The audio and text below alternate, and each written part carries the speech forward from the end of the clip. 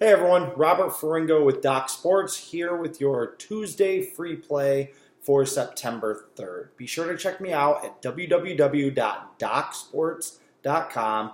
That's docsports.com. So hopefully everyone had a pleasant and fun and enjoyable Labor Day weekend. Or if that's setting the bar too high, hopefully everyone had a better Labor Day weekend than I did. You never want to have a losing football weekend. They happen, but you never want to have them happen.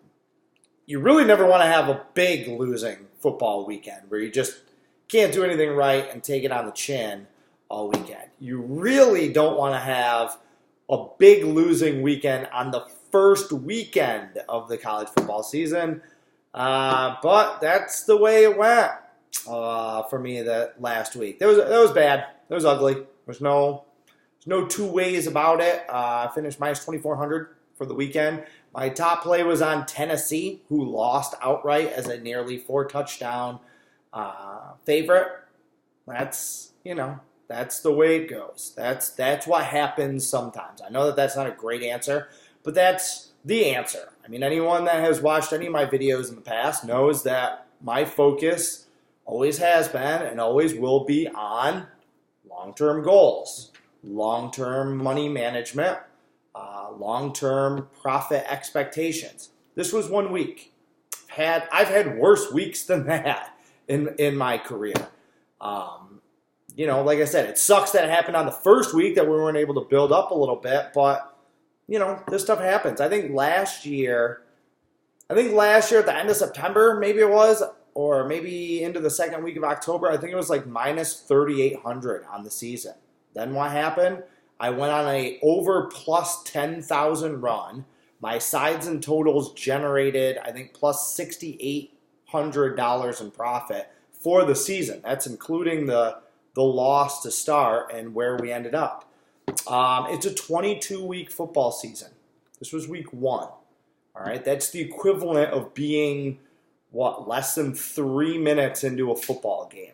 So, to analogize, my crappy weekend is like giving up a kickoff return for a touchdown and then going 3 and out. Is that the way you want to start the game? No, but do teams come back and win games after crappy starts? Yeah, all the time. Again, I remember one year, I think it was like 4 years ago in college basketball. It was either 4 or 5 years ago. It was 2014 or 2015. I think I started the season minus 2,800 on the opening night.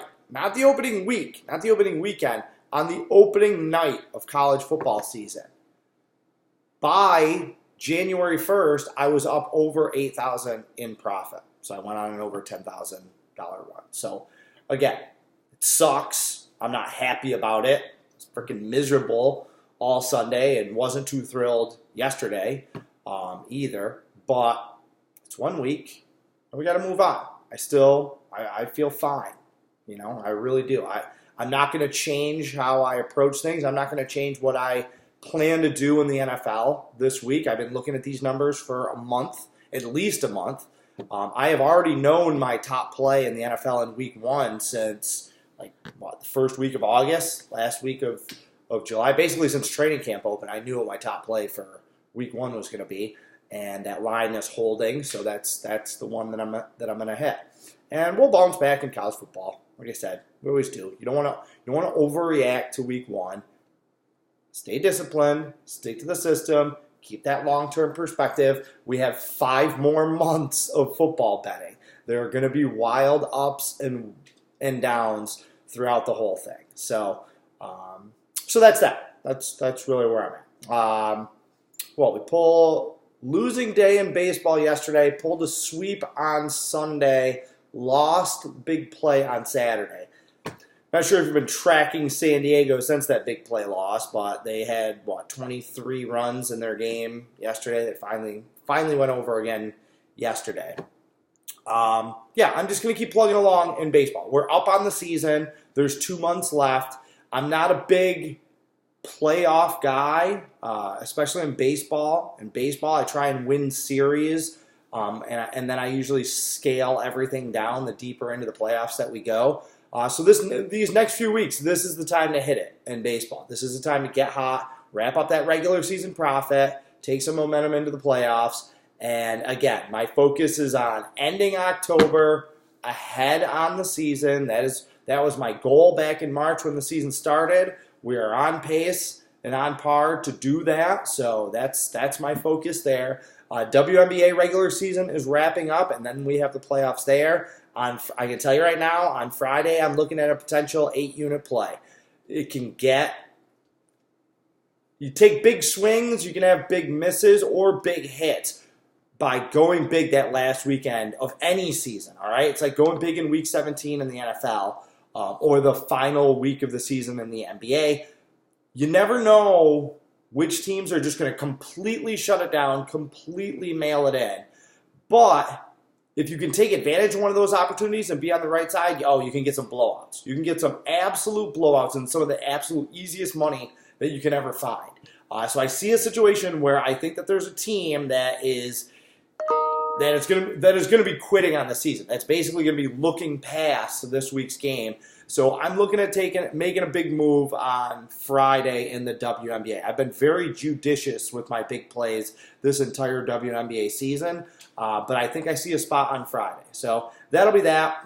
Next football card gets released on Thursday, as always, Thursday, 6 p.m. Eastern Time, from now until the Thursday before the Super Bowl. So look forward to that. My big play, like I mentioned, is my 7-unit play is going to be in the NFL. I'm also going to have a 6-unit play in the NFL on Sunday. And I'll probably have 1 5-unit play in college football, maybe two. I'm not going to go too big in college football, but we'll see. We'll look to bounce back. So today's free play, I'm going to do a little bit of a cheat and give an NFL futures play. All right? So it's not immediate returns, but just trust me, get down on this one. We want the Miami Dolphins under 5 wins, okay? If your book is only offering 4.5, make sure that it is at plus 100, at even money or better. But if you can get 5, no matter what the juice is, all right, I've been betting at my book with it at about minus 170. So I've been playing under 4.5 wins at plus 100, under 5 wins at minus 170. And I like the 5 wins a little bit better, but I feel great about both wagers. I like the 5 a little bit better just because if something fluky happens, it'll bring that push into play. Basically, there's no way in hell that the Dolphins are going 6-10 this year. There's no way. There's no possible scenario in which that happens. And I'm telling you right now, there's a realistic chance that this team could not win a game all year. All year. They could be an 0-16 team. When I look at the Dolphins, that's 100% what I see. They were going to be bad before last weekend, but now they're just jettisoning some of the only NFL caliber players that they had on that roster. Getting rid of Kiko Alonso, getting rid of Kenny Stills, getting rid of Laramie Tunsil. All right? They don't have a quarterback. Like, we know who Ryan Fitzpatrick is, and we know enough about Josh Rosen to know that he isn't going to carry a team to win single-handedly. Their backfield, their starting running back in Drake, is banged up. I liked their receiving core when they had Stills because they had 3 really good receivers. That was the strength of their team. They're a little weaker there now. Their offensive line is bad. Their defense is bad. Brian Flores is a first-year coach. We don't know anything about this guy, okay, other than he comes from that Bill Belichick tree, and how many duds has that produced over the last 10 or 15 years? There is nothing to like about Miami. They are going to be absolutely awful. I'm telling you, get as much money as you feel comfortable tying up into a futures play on the Dolphins under 4.5 or under 5 wins. There is no chance that they are winning 5 games this year. I think 2-14 is the ceiling, and I realistically think that this team could go 0-16. They're in full-blown outright tank mode, and I think they're going to hit it. So get as much money as you feel comfortable down on Miami season win total under. They're going to be a really, really bad football team. So, all right, that's it for today. Check back for another free play video tomorrow. I will have my NFL power rankings will be posted on Doc Sports this afternoon, so make sure you check that out. I will tweet the link to that. Also, the Ferringo report will be posted on Thursday. I will tweet out the link to that. So we got a lot going on. We got a full weekend, and I got a lot of things to do. I'm sure you do too. So I will see you tomorrow. Carpe diem, and good luck.